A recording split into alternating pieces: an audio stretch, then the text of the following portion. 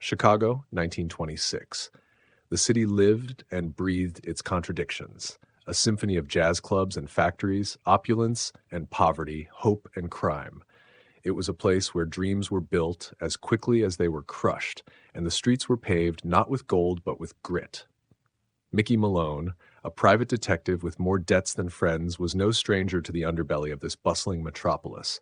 That evening, the rain came down in a steady rhythm, its patter against Mickey's office window, an accompaniment to the hum of the neon sign outside. The words Malone Investigations flickered intermittently, mirroring the sputtering flame of Mickey's cigarette as he leaned back in his chair. His office was as modest as his reputation. A scarred wooden desk, a half-empty bottle of bourbon, and a filing cabinet that held more unpaid bills than solved cases. Mickey was contemplating the virtues of another drink when the door opened. In walked a woman whose presence was like a jazz solo, sharp, commanding, impossible to ignore. She was dressed in a sleek, dark coat that emphasized her auburn hair, which cascaded in waves beneath a wide-brimmed hat. Her green eyes locked onto Mickey with a mixture of determination and vulnerability. "Mr. Malone?" she asked, her voice tinged with urgency. "That's what the sign says," Mickey replied, gesturing to the chair opposite him. "And you are?" "Evelyn Hart," she said, her gloved hands clutching a leather handbag. "I need your help." Mickey nodded, taking in the faint tremor in her voice. "What kind of trouble are we talking about, Mrs. Hart?" "Someone murdered my husband," she said bluntly, her voice cracking at the edges. "The police say it was an accident, a car crash, but they're wrong. He was going to expose something dangerous." Mickey sat up, his interest piqued. "Exposing what?" "I don't know exactly," she admitted, her eyes glistening. "But before he died, he told me he had evidence that would bring down someone powerful. He wouldn't tell me who, but he said it was too dangerous for me to know." From her bag, she pulled out a photograph of a middle-aged man with a kind smile and wire-rimmed glasses.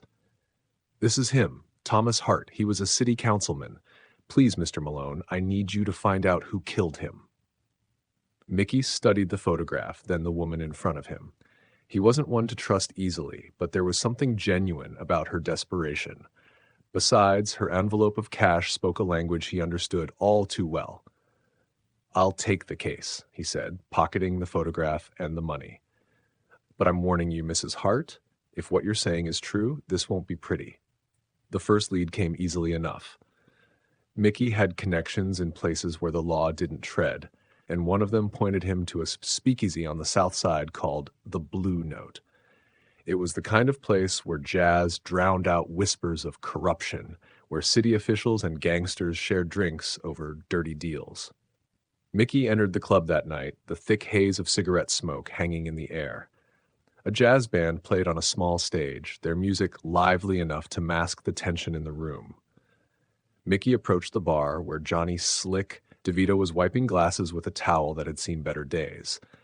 Johnny was a talkative bartender with a knack for knowing everyone's business. "Johnny," Mickey said, sliding a 20 across the bar, "I'm looking for some information." "Depends on what you're looking for," Johnny replied, pocketing the bill with a smirk. "Alderman Crayton," Mickey said, watching Johnny's expression shift. "Word is he's been getting his hands dirty." Johnny hesitated, glancing around the room before leaning in. "Crayton's no saint, that's for sure, but you didn't hear it from me. He's been meeting with some heavy hitters, mob types, real quiet-like. If you're smart, you'll stay out of it." "Never been accused of being smart," Mickey muttered. He drained his glass and left, his mind racing. If Crayton was involved, it meant Evelyn's husband had stumbled onto something big, something worth killing for. As Mickey stepped into the rain-soaked streets, the city felt different. The shadows seemed darker, the air heavier with danger. He pulled his collar up against the cold and lit another cigarette, the flame illuminating his weathered face for a brief moment. The case had just begun, but Mickey already knew one thing. In Chicago, the truth was never easy to find, and even harder to survive. The morning sun struggled to pierce the gray fog that clung to Chicago's streets like a reluctant memory. Mickey Malone, still nursing the bruises of his last job and the hangover of the whiskey that followed, stood outside Alderman Randall Crayton's office. The polished brass plaque by the door gleamed with an unearned respectability. Crayton's name was a staple in the newspapers, always accompanied by headlines about new housing initiatives or public service projects. To the casual observer, he was a man of the people. To Mickey, he was a snake in a three-piece suit. Mickey didn't have an appointment. He didn't need one. Years of working the beat as a cop had taught him that politicians, even corrupt ones, could never resist looking powerful. He strode past the secretary, offering only a gruff nod as he opened the door to Crayton's office without knocking. Inside, Crayton was leaning back in a leather chair, a cigar balanced between his fingers. The scent of rich tobacco mingled with the faint metallic tang of the rain-soaked city outside. Crayton's eyes narrowed at the intrusion. "Who the hell are you?" Crayton barked, sitting up and setting the cigar in an ashtray. "Mickey Malone. I'm investigating the death of Councilman Hart." Mickey said flatly, closing the door behind him. Crayton's face tightened, his jaw clenching as if he were holding back a torrent of words. Hart's death was an accident. That's what the police said, and that's all there is to it. Mickey stepped closer, his voice low and deliberate. "Funny thing about accidents, they don't usually leave a man with his brakes cut and a stack of evidence about your cozy relationship with Big Sal Esposito."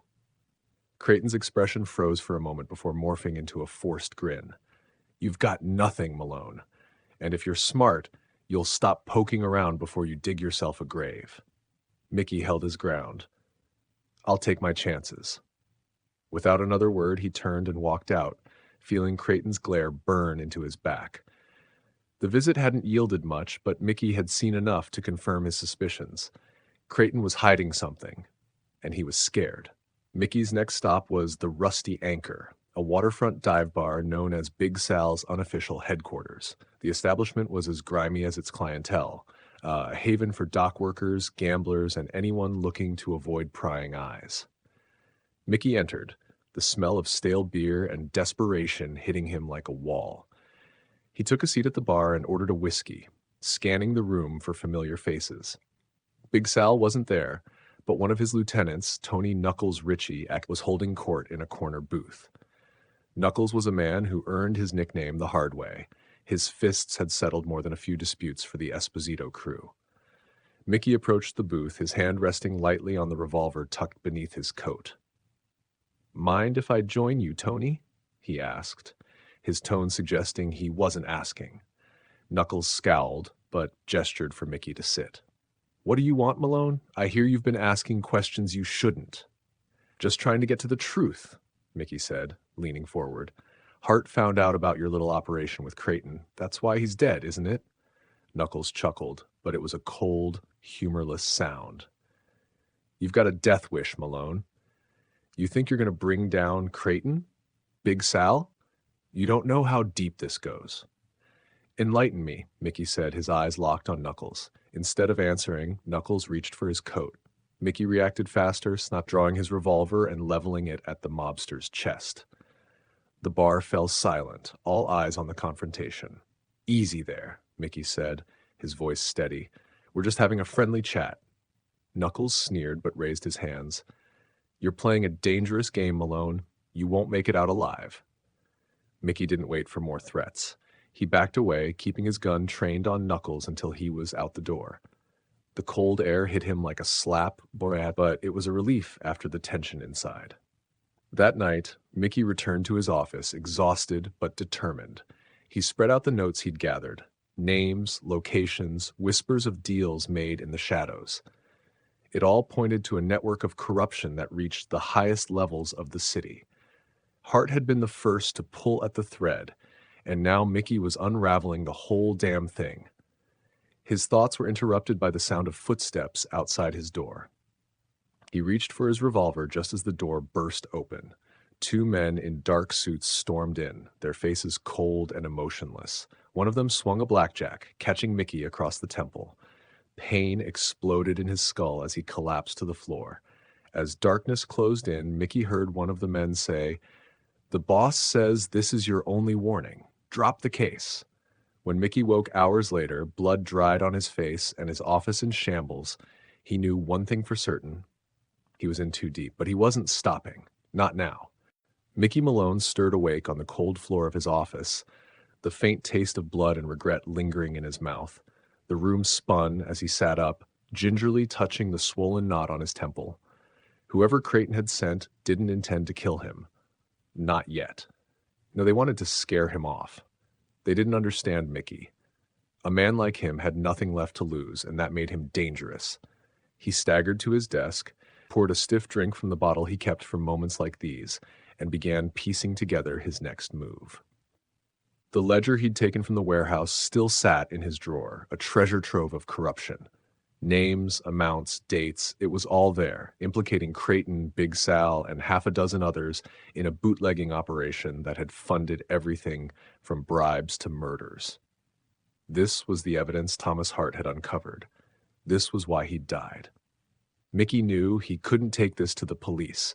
Too many of them were on Crayton's payroll. He needed someone with the reach and integrity to blow the lid off the operation. That's when he thought of Eddie O'Connor, a journalist for the Chicago Tribune and one of the few men in the city Mickey trusted. Mickey found Eddie in a smoky diner on the north side, hunched over a plate of eggs and a cup of coffee that looked like tar.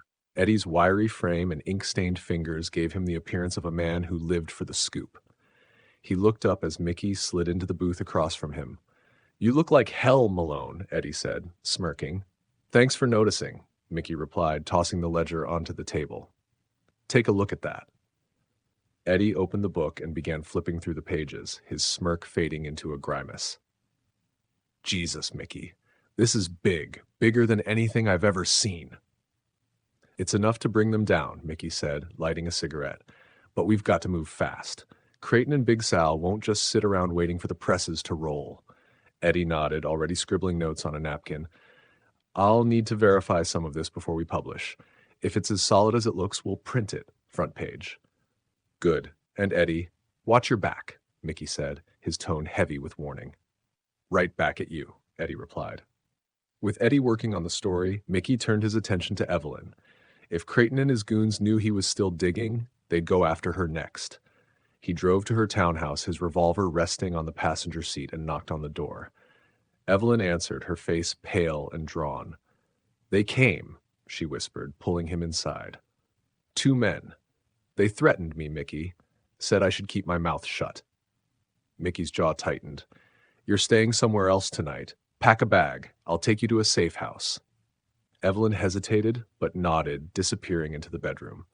As she packed, Mickey scanned the room, his detective instincts on high alert. He spotted a note on the floor near the window, a single word scrawled in block letters.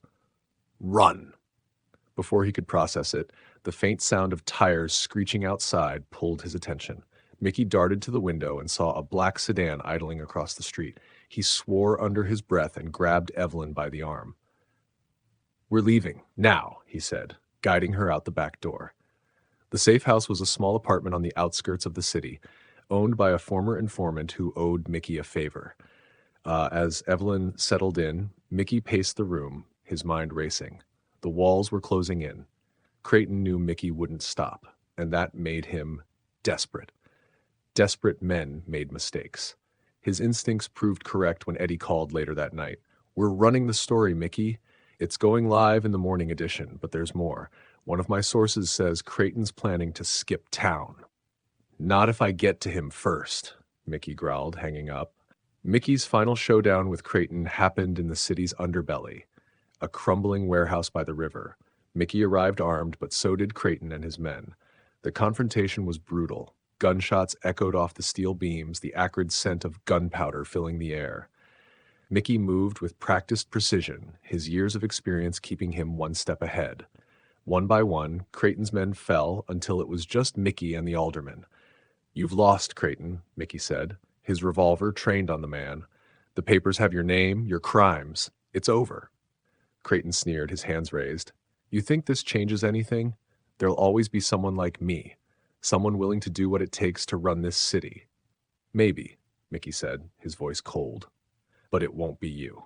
He left Crayton for the police, who arrived minutes later, tipped off by Eddie. The story broke the next morning, a scandal that rocked Chicago to its core.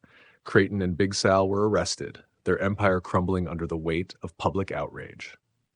As the city buzzed with the fallout, Mickey sat in his office, nursing a fresh bottle of whiskey. Evelyn stopped by to thank him, her eyes filled with gratitude and sadness. "You saved me, Mickey, and you gave Thomas justice." Mickey nodded, his expression unreadable. "Just doing my job." As she left, Mickey stared out the window at the rain-slick streets below. The shadows of Chicago hadn't disappeared. They never would, but for now, the city had a chance to breathe, and that was enough. Mickey poured himself another drink and lit a cigarette, the glow of the match briefly illuminating his weathered face. The fight wasn't over, but for tonight, he could rest.